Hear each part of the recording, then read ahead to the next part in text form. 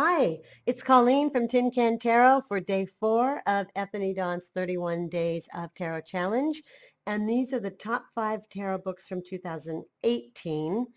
I'm starting with the book I got at a used bookstore called Spiritual Tarot. And it is by Signe Echols, MS, Robert Mueller, Ph.D., and Sandra Thomson, who were the authors of The Lover's Tarot. And I think this is a good all-rounder.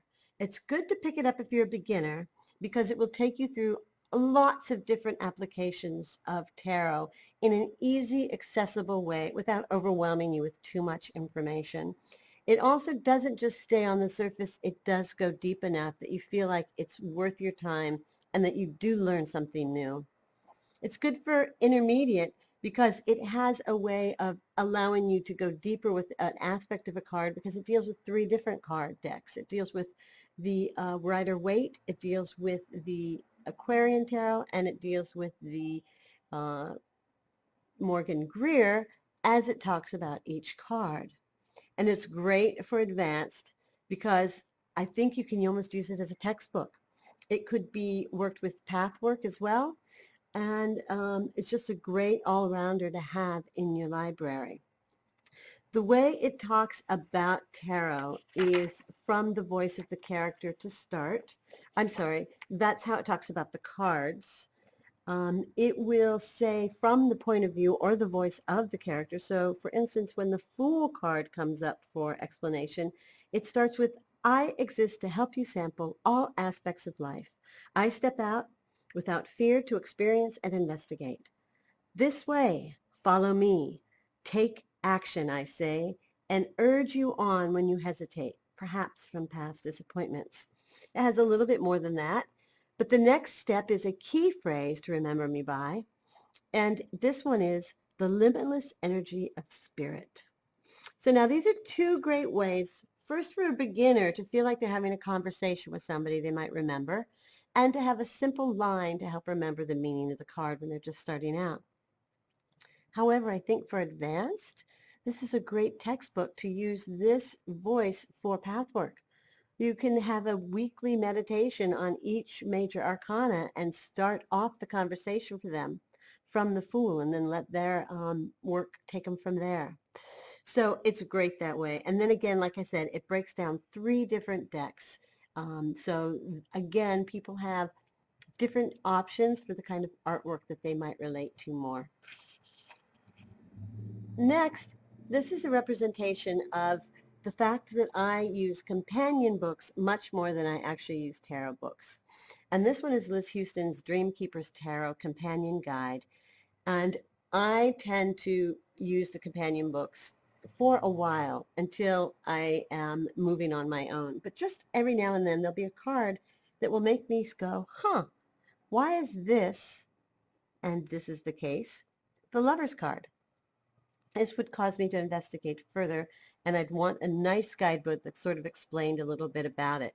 So when a good companion guidebook comes in, I appreciate it.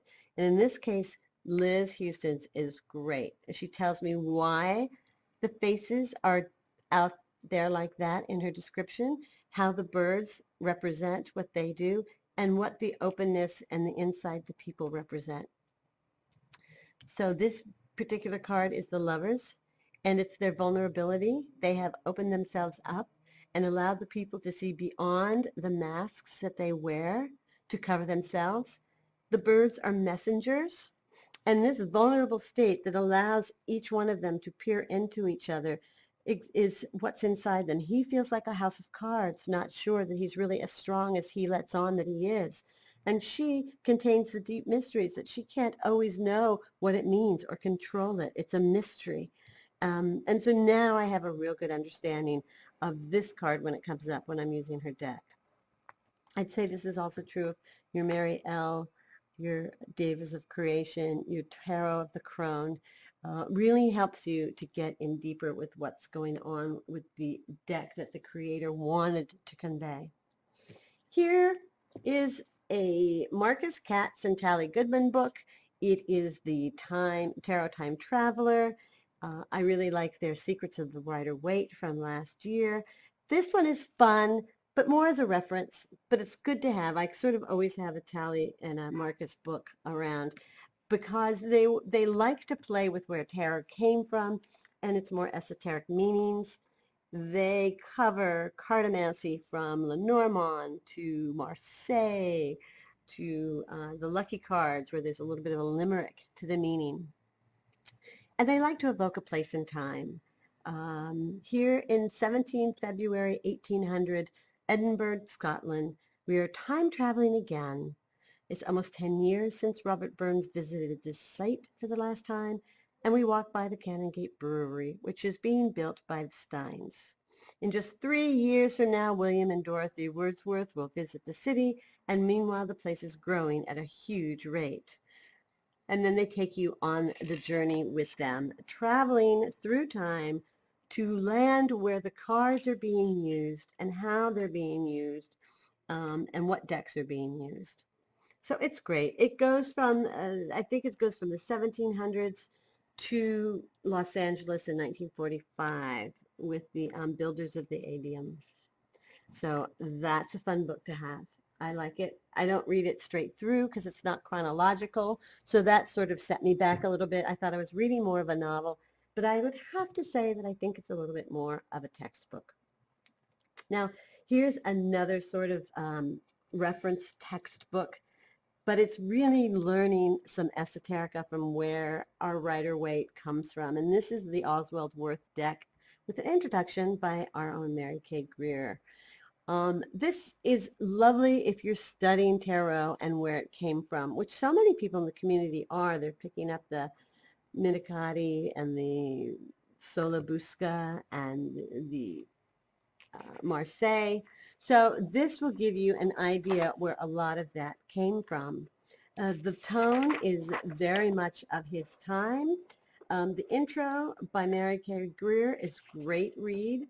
And then it's really a study of what I would call something almost akin to a Benebell Wen book, where he goes through initiation values, signs revealing. So this is going to be your rota or your tarot, right? Our wheel, an axis. So you get the idea. This reminds me of a Benebell Wen book, right? The 11 couples. The magician here is active, positive, initiative, control of oneself.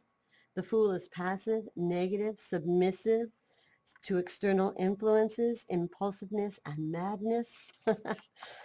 So it's a great book, and full beautiful illustrations, albeit black and white, and how he has this card laid out, how a juggler could have been put at the head of a tarot, marked with the number 1, which is that of the first cause. It's like, how could a juggler? So he really sees the fool as the jester. The first cause is therefore a magician, but as this first cause is reflected in everything that is active, the opening character of the tarot corresponds in a general way to every principle of activity. In the universe, he is God, seen as the great suggestive power of all that is accomplished in the cosmos. In the man, he is the seat of the individual initiative, the center of perception, of conscience, and of will. He is the ego called to make our personality, for the individual has the mission to create himself. Yeah, good stuff. This book has a major arcana deck in the back with a thick cardstock that you can cut out.